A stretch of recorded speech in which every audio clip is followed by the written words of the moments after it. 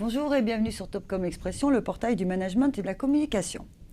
Le Centre national interprofessionnel de l'économie laitière a lancé un web documentaire pour expliquer le savoir-faire français laitier et mieux faire connaître le métier d'éleveur laitier. Intitulé À l'heure du lait, ce dispositif digital et pédagogique réalisé avec l'agence Sweetpunk emmène le spectateur vivre une journée au cœur d'une ferme laitière française. Alors, pour nous parler de cette campagne, nous recevons Noël Paolo. Bonjour. Bonjour. Vous êtes responsable des études et de la stratégie du CNIEL. Et à vos côtés, Rémi Grousset, bonjour. Bonjour. Vous êtes chef de projet digital pour l'agence Sweetpunk. Alors, Noël Paolo, on va commencer avec vous. Alors, est-ce que vous pouvez nous dire quelques mots sur les activités du CNIEL, donc qui est l'interprofession laitière, et nous dire aussi ce qui a motivé le lancement de ce web documentaire.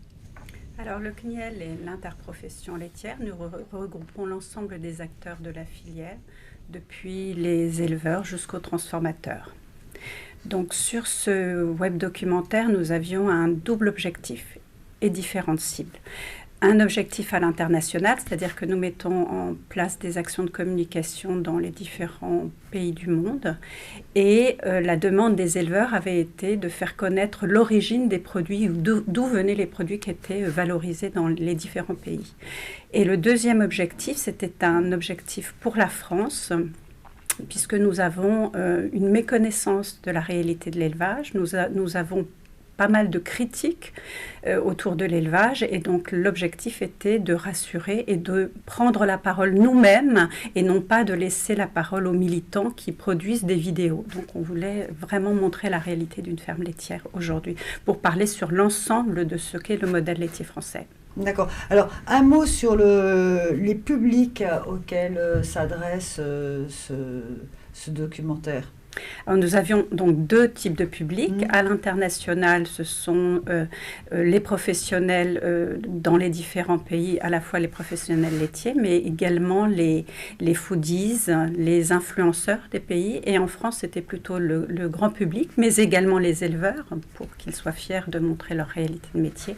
Également l'enseignement, mais un public assez divers, mais plus ouvert et plus grand public sur la France. D'accord. Je reviens un instant sur le contexte. C'est la première fois que vous prenez la parole vis-à-vis du grand public, ou est-ce que vous communiquez régulièrement sur toutes ces cibles C'est une activité importante que l'on a à travers, par exemple, le Salon de l'agriculture, où nous montrons nos réalités. Sur les Internet également, nous mettons en œuvre. Nous faisons dans les salons en province également, nous accueillons du public. Donc, ça n'est pas la première fois. D'accord, c'est important aussi. Voilà, mais c'était important c'était important de faire une vidéo et d'être sur les réseaux sociaux aussi, là où se passent justement les discours de critique. D'accord, et ça c'est la première fois? Ça c'est la première fois. D'accord. Vous êtes, on l'a dit, responsable des études et de la stratégie du CNIEL. Peut-être un mot quand même sur l'économie du lait en France. Comment les produits laitiers, est-ce que ce sont des produits qui sont en tendance à... Ce sont des produits qui sont consommés globalement, avec certains qui se portent mieux que d'autres. Le lait est plutôt en baisse de consommation, mais en France comme dans d'autres pays d'Europe, le fromage est un produit qui se porte plutôt bien parce qu'il a su diversifier ses modes de consommation. Le yaourt se porte plutôt bien, même si depuis 2-3 ans, on a une petite baisse. C'est très divers et selon les produits. D'accord. Et peut-être on a beaucoup insisté sur les 5 fruits et légumes par jour et moins sur les produits laitiers ces derniers temps. C'est 3 produits laitiers par jour pour l'instant, qui est le message. Oui, il y a des questionnements autour de ce... slogan aussi. Les produits laitiers sont nos amis pour la vie. Oui, ça, on s'en souvient très bien. Ça, c'est effectivement, vous aviez frappé fort avec cette communication. Exactement. Mais aussi, vous préconisez 3 produits laitiers. Exactement, 3 produits laitiers par jour. D'accord. Alors, donc, pour lancer ce dispositif, vous avez travaillé avec l'agence Sweetpunk. C'est une première collaboration, je crois. Oui. Voilà. Peut-être un mot sur le brief. Vous souhaitiez L'idée, c'était vraiment d'aller sur le digital. Alors, l'idée, c'était de faire du digital, mais surtout d'humaniser. C'est-à-dire qu'on voulait vraiment mettre l'accent sur les éleveurs. On s'est posé la question de qui allait représenter la filière. Est-ce que ça devait être un acteur? Est-ce que ça devait être un professionnel? Il n'a jamais été question d'avoir quelqu'un d'autre qu'un éleveur. Et donc, on a choisi Bruno Martel. Et ce qui était très amusant, c'est finalement la méconnaissance que vous aviez au début et finalement le progrès que l'agence a fait dans la connaissance de l'élevage. D'accord, très bien. Alors, vous allez nous en parler un petit peu plus précisément. Rémi Grousset, donc on l'a dit, vous êtes chef de projet digital pour l'agence Sweetpunk.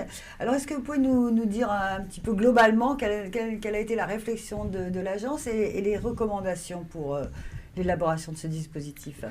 Alors, comme Noël l'a dit, le but c'était vraiment d'avoir un support de communication pour montrer la réalité de l'élevage laitier français. Et donc quand on a reçu le brief, on s'est posé énormément de questions sur la manière dont on allait pouvoir aborder le sujet.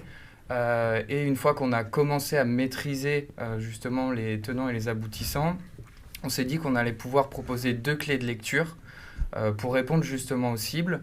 L'idée, c'était d'avoir un film, donc un web documentaire de 12 minutes pour répondre aux questionnements du grand public. Ce format-là, vous l'avez très vite déterminé ou c'était déjà la volonté du CNIEL? Le format de 12 minutes du webdoc, non, c'est nous qui l'avons déterminé. D'accord.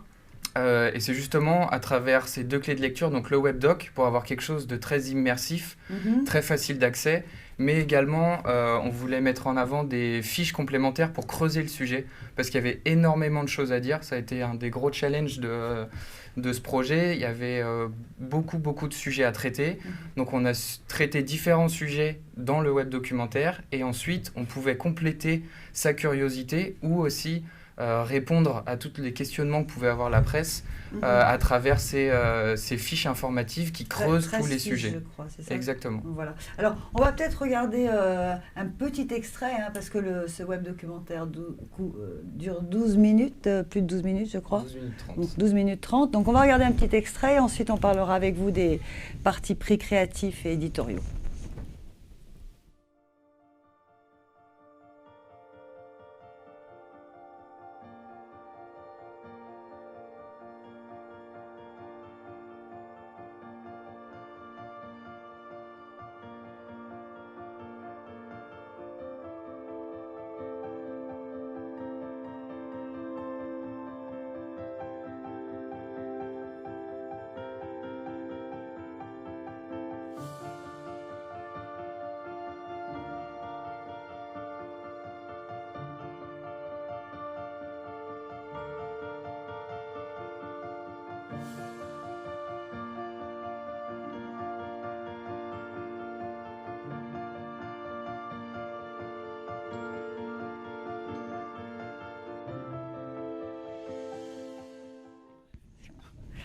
Voilà, alors on l'a vu, c'est très informatif, enfin dans cet extrait, mais c'est aussi un peu poétique.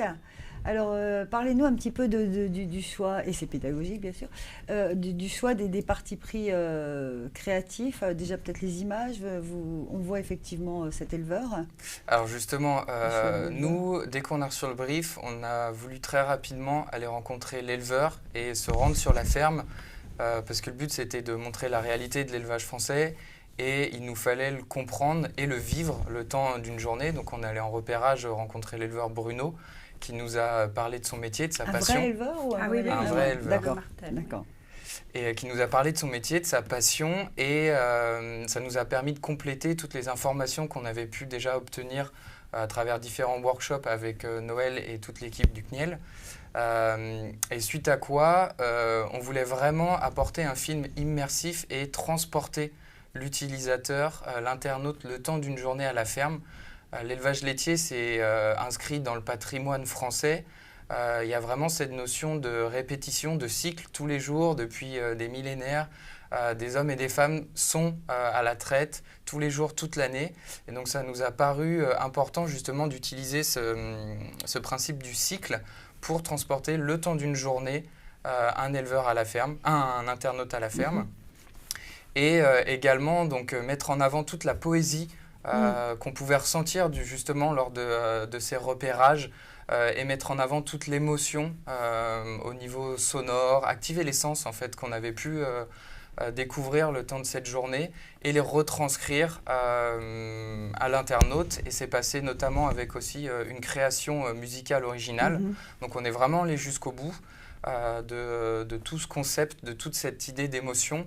Et donc on trouve également des fiches informatives qui là sont plus factuelles, mais qui viennent compléter l'information et le discours de Bruno. D'accord. Et des espaces 360 voilà, pour entrer dans la ferme et pour partager le quotidien de Bruno. D'accord.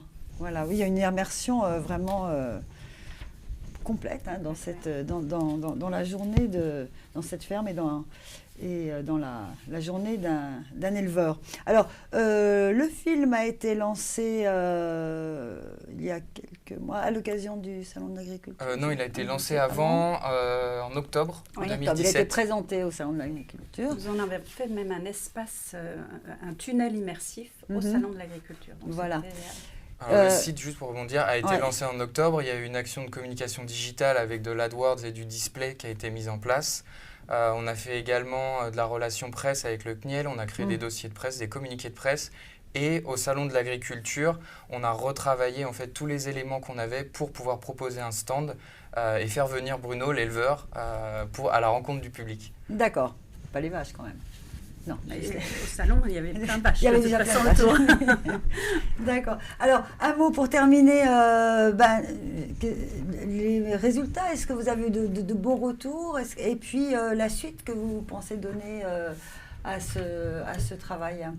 Alors de très bons résultats parce qu'effectivement le webdocu est beaucoup consulté, mais surtout un intérêt de la presse. On a vu au moment du Salon de l'Agriculture la presse redécouvrir effectivement à travers ce web documentaire du contenu, des angles intéressants pour eux.